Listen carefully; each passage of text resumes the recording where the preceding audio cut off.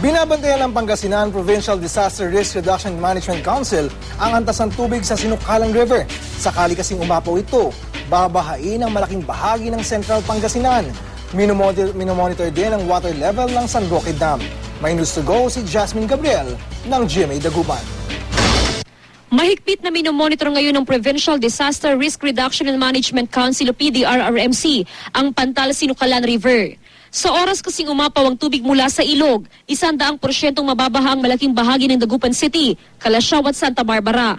Wala rin naman ng ibang dadaluyan ng tubig mula sa Sinukalan River, di tulad ng ibang major river system, gaya ng Agno River.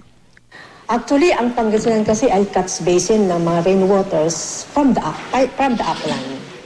So, minumonitor natin ito, yung mga nakatira sa mga malapit sa riverbanks, mga low-lying areas. Sa ngayon, mahigpit ding binabantayan ng PDRRMC ang water elevation ng San Roque Dam. Wala pa manong dapat ipangamba ang publiko dahil bandang alas 5 ng hapon kahapon, nasa 247.25 meters pa lang ang water level nito, malayo pa sa 280 meter na spilling level.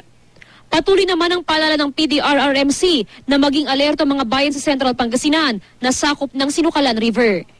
Jasmine Gabriel, GMA News.